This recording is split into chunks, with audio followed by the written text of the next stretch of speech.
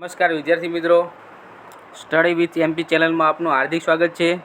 તો વિદ્યાર્થી મિત્રો, આજે આપણે ધોરણ 6ના વિજ્ઞાન વિષયના ચેપ્ટર નંબર 3 પદાર્થોનું અલગીકરણ વિશે ઊંડાણપૂર્વક અભ્યાસ કરીશું। વિદ્યાર્થી મિત્રો, આ ચેપ્ટરમાં આપણે પદાર્થોનું અલગીકરણ તેના ગુણધર્મના આધારે કરવાનું છે। તેના રંગ, રૂપ, આકારના અથવા કદના આધારે તેમાં આપણે બે પદાર્થોને જુદા પાડી શકીએ છીએ અને તે જુદા પાડેલા પદાર્થો ઉપયોગી છે કે બિનઉપયોગી તે પદાર્થ વિશે આપણે જાણકારી મેળવીશું। આ ચેપ્ટરના અગત્યના મુદ્દા છે। વિદ્યાર્થી મિત્રો, આપણે ચેપ્ટરની શરૂઆત કરીએ તે પહેલાં દરેક વિદ્યાર્થી પદાર્થના આકાર, રંગ, રૂપ અને દળ જેવા ગુણધર્મોનો ખ્યાલ ધરાવતો હશે। દરેક વિદ્યાર્થી અહીંયા દળ એટલે તે પદાર્થનું વજન। તો આ ગુણધર્મના આધારે આપણે કોઈપણ મિશ્રણમાંથી ઘટકને અલગ કરી શકીએ છીએ। ધારો કે કોઈ પણ બે પદાર્થ છે, કોઈક પથ્થરના કાંકરા છે અને એક બાજુ ધૂળ છે, તો બંનેનું મિશ્રણ છે, તો આપણે તેમાંથી કાંકરાને રેતીમાંથી દૂર કરી શકશું તેના કદના આધારે। ઓકે, એવી રીતે ઘણી બધી મિશ્રણ છે આપણી પાસે, જે આપણે તેના અલગ અલગ ગુણધર્મોના આધારે તેને અલગ કરી શકશું। વિદ્યાર્થી મિત્રો, પછી મિશ્રિત પદાર્થોને જુદા પાડેલા પદાર્થ આપણા માટે ઉપયોગી છે કે બિનઉપયોગી તેની પણ આપણે જાણકારી મેળવીશું। તો ચલો વિદ્યાર્થી મિત્રો, હવે આપણે આગળ વધીએ। અહીં એક ફ્લો ચાર્ટ આપેલો છે।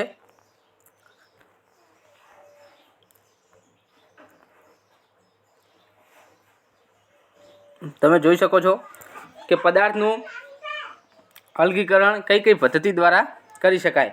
વિદ્યાર્થી મિત્રો, અહીં આપણને જુદી જુદી પદ્ધતિ આપેલી છે। ચલો, પહેલી પદ્ધતિ છે, કોઈ મિશ્રિત પદાર્થને આપણે હાથ વડે વીણીને દૂર કરી શકીએ છીએ। જેમ કે ઘઉં અને ચોખામાંથી કોંકરાને અથવા ફોતરાને દૂર કરવા। વિદ્યાર્થી મિત્રો, આ અનાજને આપણે જ્યારે દળાવતા હોઈએ છીએ તે પહેલાં આપણે તેમાંથી કચરું દૂર કરતા હોઈએ છીએ હાથ વડે વીણીને। ઓકે, હવે બીજું છે ઉપણવું। તો વિદ્યાર્થી મિત્રો, આપણે ઉપણીને પણ બે પદાર્થોને અલગ કરી શકીએ છીએ। દાખલા તરીકે દાણામાંથી હલકો ફોતરા દૂર કરવો। વિદ્યાર્થી મિત્રો, જ્યારે કોઈ પણ દાણાની અંદર નાના નાના ફોતરા અથવા ડૂંડા રહેલા હોય છે, તેને આપણે ઉપણીને પવન દ્વારા દૂર કરી શકીએ છીએ। આ પણ એક અલગીકરણની પદ્ધતિ છે। હવે ત્રીજી પદ્ધતિ છે ચાળવું। કોઈ પણ પદાર્થને આપણે ચાળીને પણ તેમાંથી અલગ અલગ પદાર્થો નોખા એટલે કે અલગ પાડી શકીએ છીએ।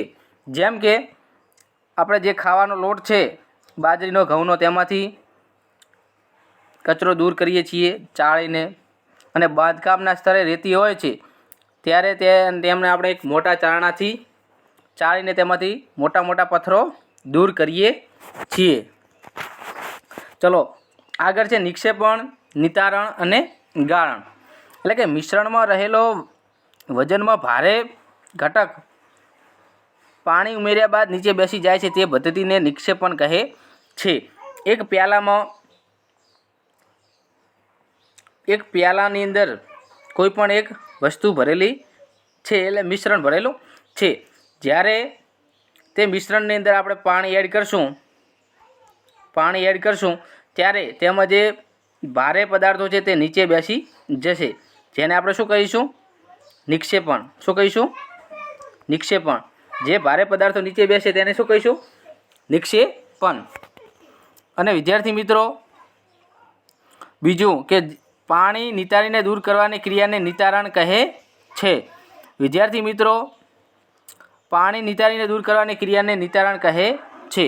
અહીં તમે જોઈ શકો છો કે પાણીને જ્યારે આપણે કોઈ પણ પદાર્થને મિશ્રણની અંદર પાણી ઉમેરીએ, એડ કરીએ પાણી, ત્યારે પાણી દ્વારા નિતારીને, એટલે કે પાણીની અંદર આપણે જ્યારે કે ચોખાને સાફ કરીએ છીએ ત્યારે ચોખાને અંદર પાણી એડ કરી અને ચોખાને ધોઈ અને નિતારણ દ્વારા તેમાંથી કચરું દૂર કરીએ છીએ, તો તેને નિતારણની પ્રક્રિયા કહીશું.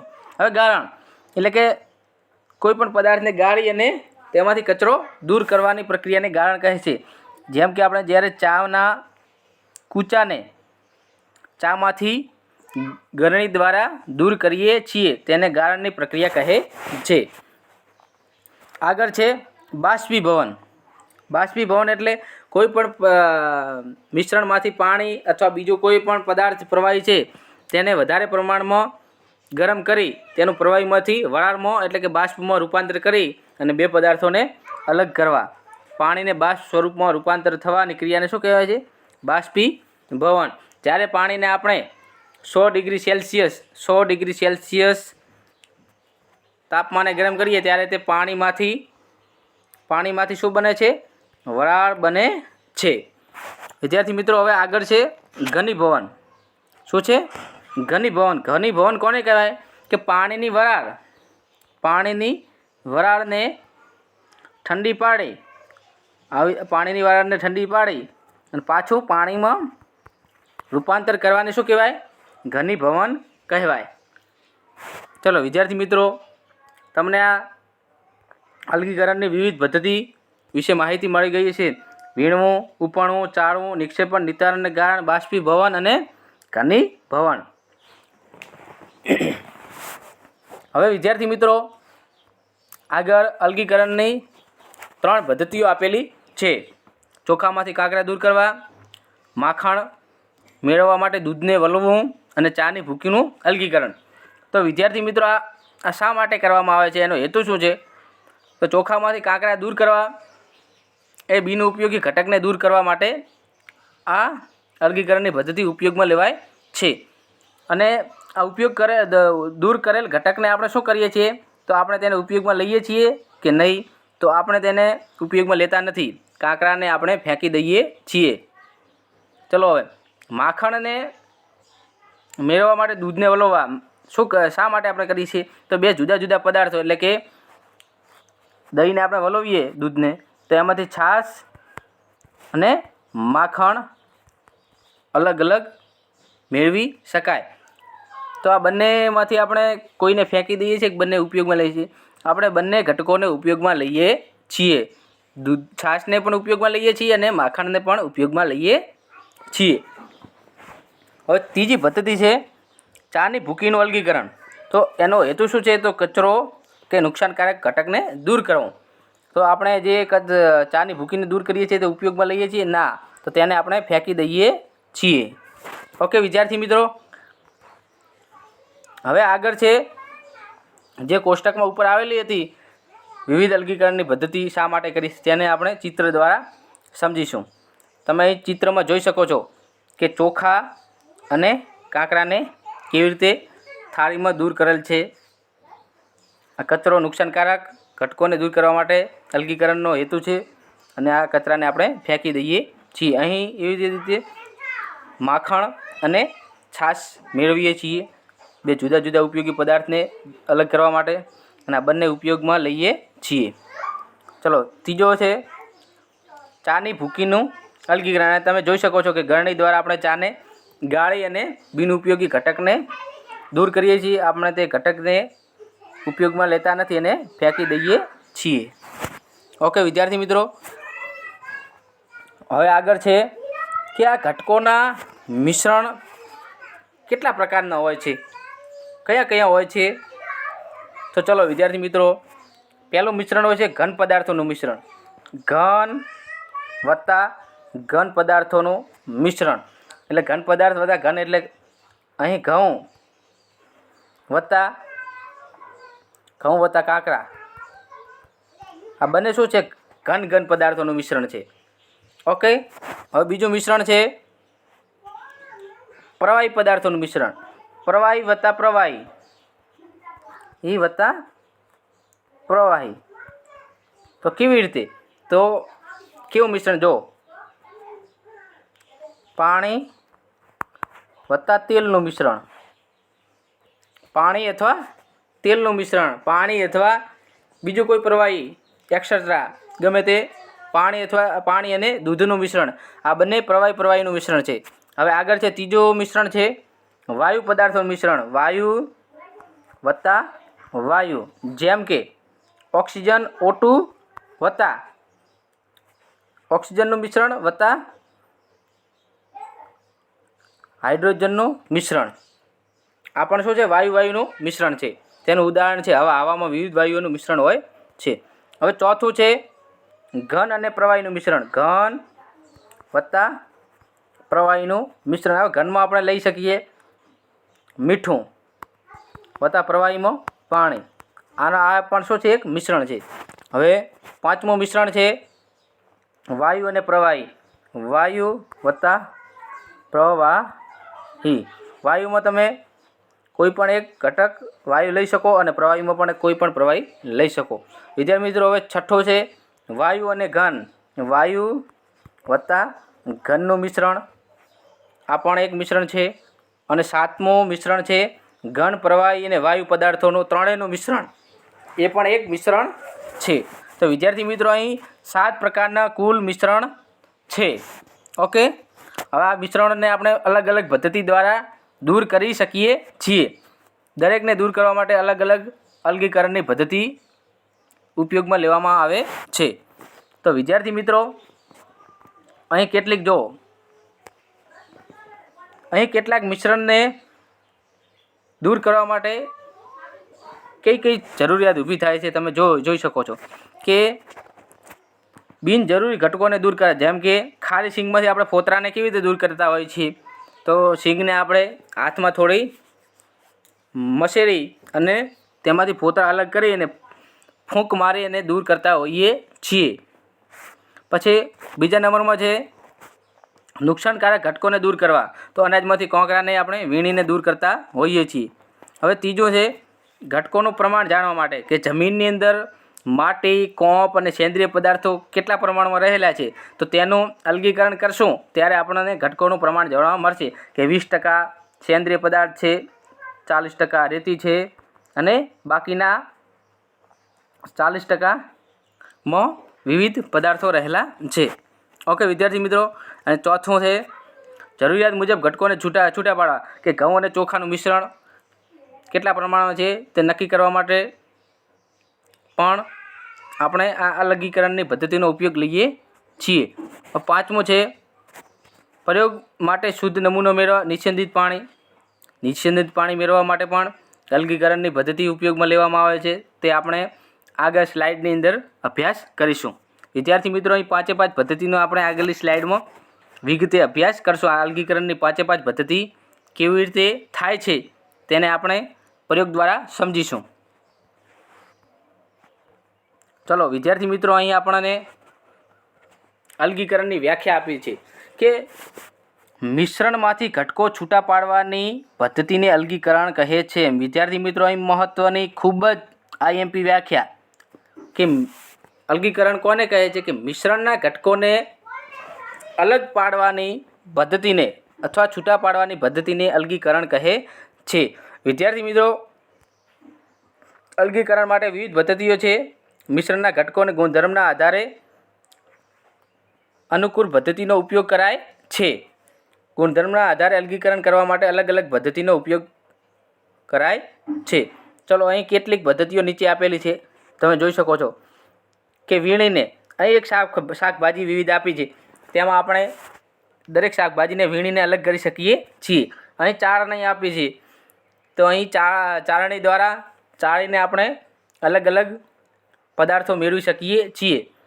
ઉપણીને પણ અલગીકરણ કરી શકીએ છીએ. નિતારણ દ્વારા પણ આપણે અલગીકરણ કરી શકીએ. ગાળણ દ્વારા પણ આપણે અલગીકરણ કરી શકીએ છીએ. ચુંબક પદ્ધતિ દ્વારા, એટલે કે કોઈ પણ મિશ્રણની અંદર જો લોખંડના કણો રહેલા હોય તો તેને ચુંબક દ્વારા આપણે અલગ કરી શકીએ છીએ. ઉધ્વપાતન દ્વારા, ઉધ્વપાતન એવી પ્રક્રિયા છે કે જેમાં ઘનમાંથી સીધું વાયુમાં રૂપાંતરણ થાય છે. જેમ કે બરફમાંથી પાણીમાં રૂપાંતરણ ના થાય, સીધું બરફમાંથી વરાળમાં રૂપાંતરણ થાય એવી રીતે. ઓકે, એને શું કહેવાય? ઉધ્વપાતન. અને આગળ છે બાષ્પીભવન. બાષ્પીભવન દ્વારા પણ આપણે બે મિશ્રણમાંથી ઘટકોને અલગ કરી શકીએ છીએ. અને છેલ્લામાં છેલ્લી છે નિસ્યંદન પદ્ધતિ. નિસ્યંદન દ્વારા પણ આપણે અલગીકરણ કરી શકીએ છીએ. વિદ્યાર્થી મિત્રો, આપણે અહીં અલગીકરણ વિશે જ માહિતી લેવાની છે કે ભાઈ કયા કયા મિશ્રણમાંથી કેવી રીતે અલગ અલગ ઘટકો મેળવી શકીએ, કઈ અલગીકરણ પદ્ધતિનો ઉપયોગ કરવાથી આપણે મિશ્રણને નોખું કરી શકીએ. ઓકે, હવે આગળ છે અલગીકરણની પદ્ધતિઓને આપણે ચિત્ર દ્વારા સમજીશું. ચલો પહેલી પદ્ધતિ છે. ચલો વિદ્યાર્થી મિત્રો, આપણે અલગીકરણની પદ્ધતિઓને આપણે આકૃતિ દ્વારા સમજીશું. અહીં પહેલી પદ્ધતિ છે અલગીકરણની હાથ વડે વીણવું, એટલે કે કાંકરા, ફોતરા, તૂટેલા દાણા અને અન્ય ધાન્યને આપણે વીણીને અલગ કરી શકીએ છીએ. ચલો વિદ્યાર્થી મિત્રો, આ પદ્ધતિ તો દરેકને ખબર હશે જ. ચલો બીજી પદ્ધતિ છે. ચલો વીણવું કેવી રીતે તમે જોઈ શકો છો કે એક થાળની અંદર અનાજના દાણા છે અને તેની અંદર નાના નાના કાંકરા છે. તો આ થાળીમાંથી આપણે વીણીને કાંકરાને અને અનાજને દૂર અલગ કરી શકીએ છીએ. તો આને વીણવું કહેવાય છે. પિકિંગ ઇંગ્લિશમાં કહેવાય છે પિકિંગ. ઓકે વિદ્યાર્થી મિત્રો, હવે બીજી પદ્ધતિ છે અનાજનું છડવું, એટલે કે થ્રેશિંગ. થ્રેશિંગ દ્વારા પણ આપણે અલગીકરણ કરી શકીએ છીએ કે પાકની લણણી કરી આપણે ઘઉં અને ચોખાના દંડાનો ઢગલો તો જોયો હશે ખેતરમાં. આપણે અનાજ ગમે તે અનાજ હોય XYZ, તેને લણીને આપણે થ્રેશર દ્વારા અત્યારના સમયમાં આપણે થ્રેશરનો ઉપયોગ કરીએ છીએ કે જે અનાજને તેના ડૂંડાથી અલગ પાડે છે. પહેલાંના સમયમાં આપણે બળદનો ઉપયોગ કરતા હતા. અત્યારના સમયમાં આધુનિક સમયમાં થ્રેશરનો ઉપયોગ કરીએ છીએ. થ્રેશિંગ દ્વારા પણ આપણે અનાજ અને ફોતરાને અલગ કરી શકીએ છીએ. ચલો ત્રીજી પદ્ધતિ છે અલગીકરણની ઉપણવું. ઉપણીને પણ આપણે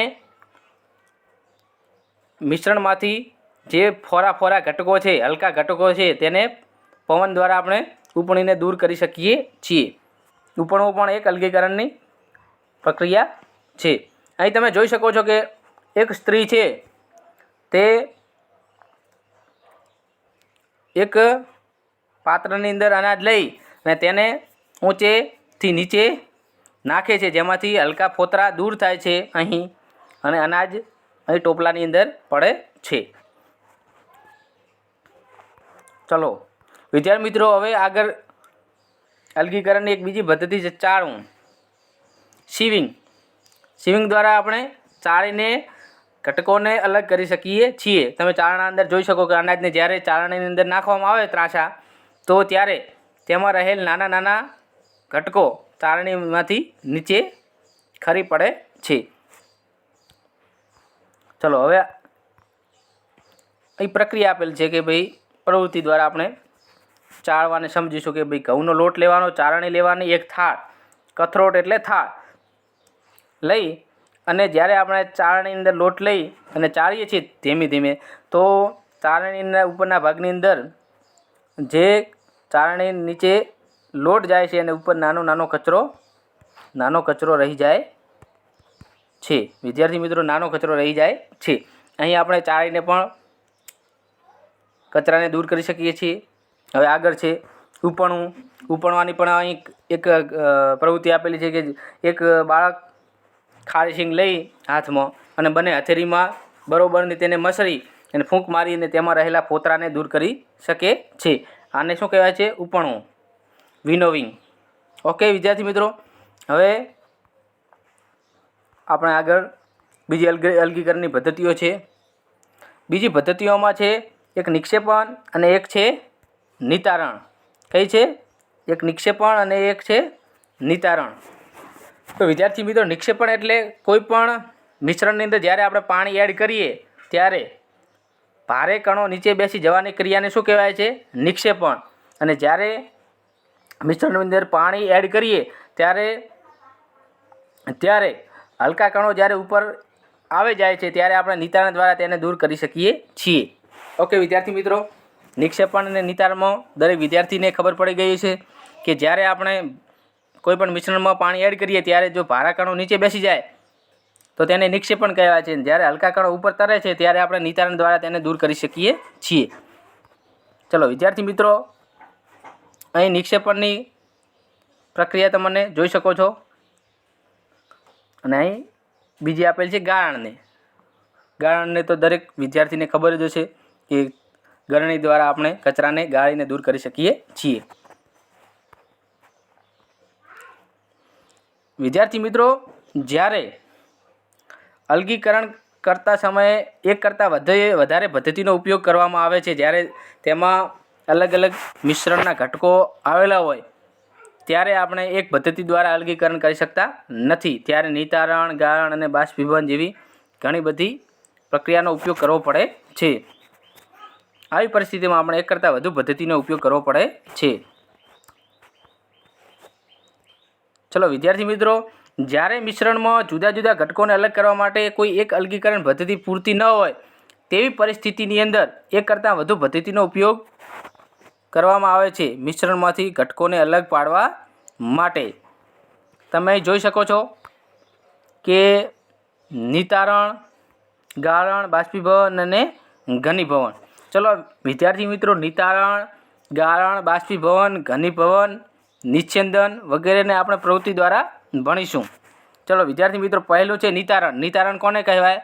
તો વિદ્યાર્થી મિત્રો, નિતારણની પ્રક્રિયાને પ્રયોગ દ્વારા સમજવા માટે આપણે એક ડહોરું પાણી લેવું પડશે અને 2 કાચના પ્યાલા લેવા પડશે.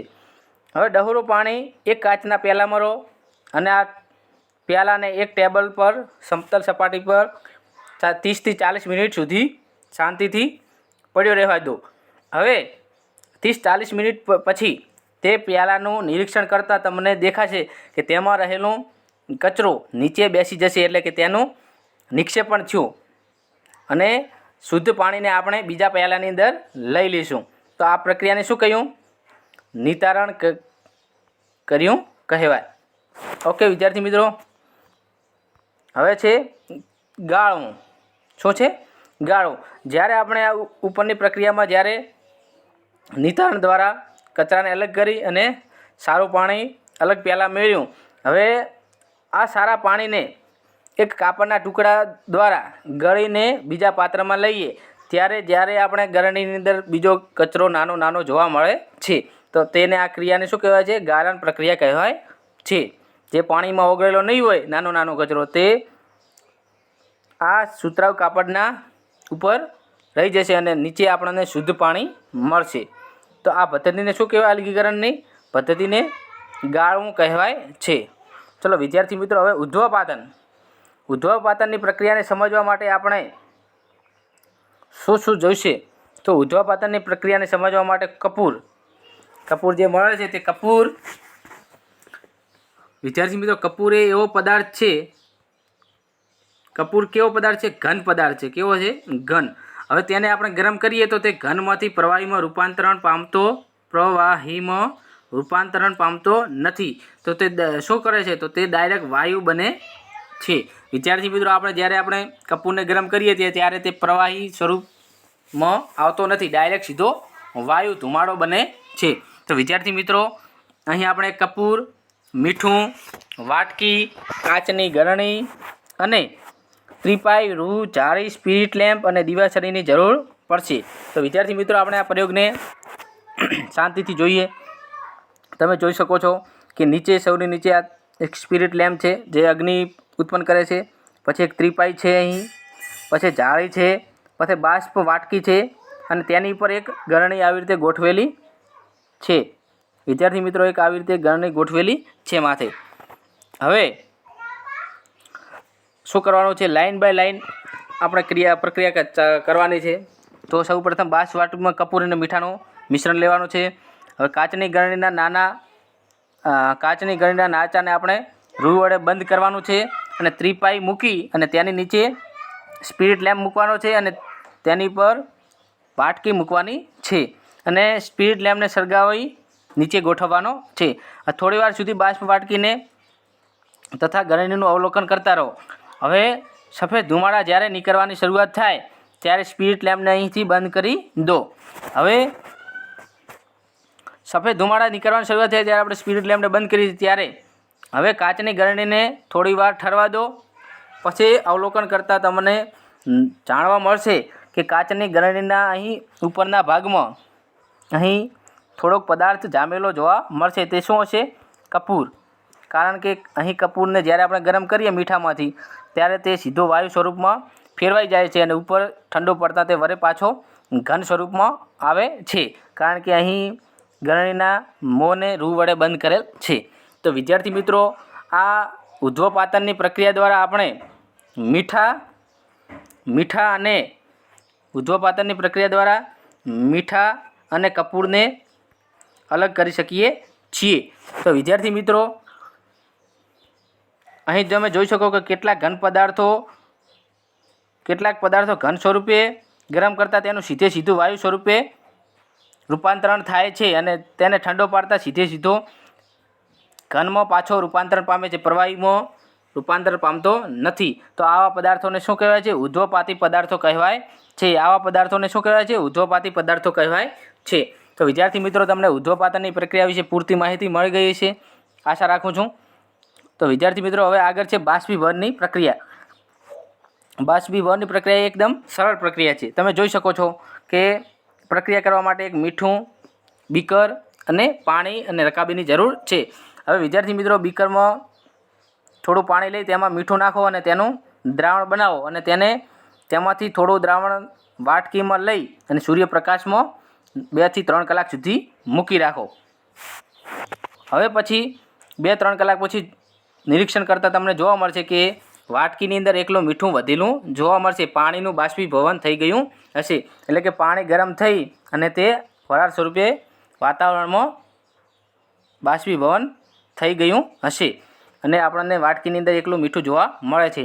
તો આ પ્રક્રિયાને બાષ્પીભવનની પ્રક્રિયા કહેવાય છે. ચલો વિદ્યાર્થી મિત્રો, હવે બાષ્પીભવનની પ્રક્રિયા વિશે તમને માહિતી મળી ગઈ છે. હવે અહીંયા નિસ્યંદનની પ્રક્રિયા છે, જેને ઇંગ્લિશમાં કહેવાય છે ડિસ્ટિલેશન. તો નિસ્યંદન કરવા માટે આપણે શું જોઈશે?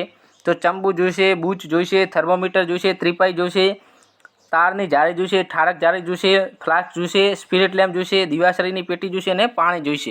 તો વિદ્યાર્થી મિત્રો, અહીં આપણે આકૃતિમાં જોઈ શકીએ છીએ કે કેવી રીતે એમની ગોઠવણી કરેલી છે.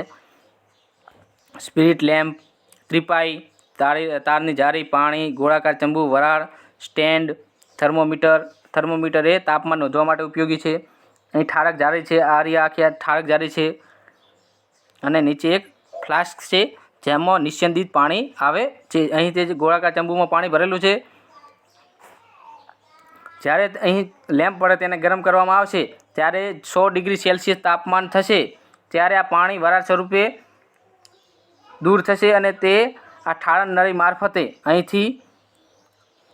નળી મારફતે વરાળમાંથી સીધું પાણી સ્વરૂપે અલગ પડશે અને અહીં ફ્લાસ્કમાં એકઠું થશે. અને જે બીજા અન્ય પ્રવાહીઓ તેમાં અશુદ્ધિઓ રહેલી છે તે આ ગોળાકાર ચંબુની અંદર પડી રહેશે અને શુદ્ધ પાણી અહીં આપણને ફ્લાસ્કમાં મળશે. આ પ્રક્રિયાને આપણે શું કહીએ છીએ? નિસ્યંદનની પ્રક્રિયા કહીએ છીએ. અને જે અહીં પાણી મળશે તે સંપૂર્ણ શુદ્ધ પાણી હશે, એટલે કે નિસ્યંદિત ડિસ્ટિલેશન વોટર હશે. ઓકે વિદ્યાર્થી મિત્રો, અહીં મેં તમને આ પ્રક્રિયા આખી સમજાવી દીધી. તમે અહીંને પ્રક્રિયાને પૂરેપૂરી વાંચી પણ શકો છો કે સ્પિરિટ લેમ્પ સળગાવો, થર્મોમીટરનો પારો 100 ડિગ્રી સેલ્સિયસ તાપમાન દર્શાવે ત્યારે ઠારક નળીના ખુલ્લા છેડા આગળ ફ્લાસ્કને ગોઠવો. અહીં ફ્લાસ્કને ગોઠવવાનો છે. અહીં જુદા જુદા ઉત્કલન બિંદુ ધરાવતા પ્રવાહીઓનું મિશ્રણ હશે. તેમાંથી પાણી 100 ડિગ્રી સેલ્સિયસ થશે એટલે પાણી છૂટું પડવાની ક્રિયા થશે. આને નિસ્યંદન કહે છે. અને જે પાણી એકઠું થશે આપણે એને શું કહીશું? નિસ્યંદિત પાણી કહીશું. હવે વિદ્યાર્થી મિત્રો, આગળ છે એક સંતૃપ્ત દ્રાવણ કેવી રીતે બનાવવું. હવે સંતૃપ્ત દ્રાવણ કોને કહીશું? કે કોઈપણ દ્રાવણની અંદર જ્યારે દ્રાવ્ય પૂરતા પ્રમાણમાં ઓગળી જાય અને તેનાથી વધારે જથ્થામાં હવે દ્રાવ્ય ઓગળે નહીં તો તે દ્રાવણને શું કહીશું? સંતૃપ્ત દ્રાવણ કહીશું. કેવી રીતે? તો જ્યારે આપણે પાણીની અંદર ખાંડ નાખતા જઈએ અને ખાંડ ઓગળતી જાય. પરંતુ એક એવો સમય આવશે કે જ્યારે ખાંડ નાખશું તો ત્યારે તે પાણીમાં ખાંડ ઓગળશે નહીં. એનો મતલબ કે તે હવે પાણી અને ખાંડનું દ્રાવણ એ સંતૃપ્ત થઈ ગયું છે. તેમાં હવે વધારે પ્રમાણમાં ખાંડ ઓગળશે નહીં. તો આ દ્રાવણને શું કહીશું? સંતૃપ્ત દ્રાવણ કહીશું.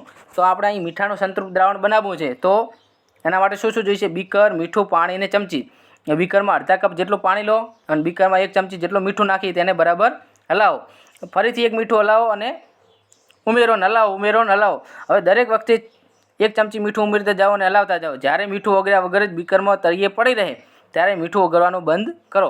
વિદ્યાર્થી મિત્રો, હવે જ્યારે મીઠું નાખીને ચમચી વડે હલાવીએ, ઓગળી જાય, નાખીએ ને ઓગળી જાય. અને એક એવો સમય આવશે કે જ્યારે આપણે મીઠું નાખીએ ત્યારે તે ચમચી વડે હલાવતા મીઠું ઓગળશે ને એને તળિયે પડ્યું રહેશે. તો આ દ્રાવણને શું કહીશું? આ દ્રાવણને હવે ગાળીને લઈ જ લઈશું અલગ. તો આ મીઠાનું દ્રાવણ કેવું હશે? સંતૃપ્ત દ્રાવણ હશે. ચલો વિદ્યાર્થી મિત્રો, આ ચેપ્ટરમાં તમને દરેક ટોપિકની પૂરેપૂરી માહિતી મળી ગઈ છે. તો વિદ્યાર્થી મિત્રો, આ ચેપ્ટરને અહીં પૂર્ણ જાહેર કરીએ છીએ અને આ ચેપ્ટરનું રિવિઝન થોડુંક ટૂંકમાં આગળના વિડીયોમાં અપલોડ કરીશું. તો વિદ્યાર્થી મિત્રો, આ ચેનલને લાઇક, સબસ્ક્રાઈબ અને બેલ આઇકન ઉપર ક્લિક કરી લેવો, જ્યાંથી તમને આવનાર વિડીયોની માહિતી જલ્દી મળી જાય. અસ્તુ.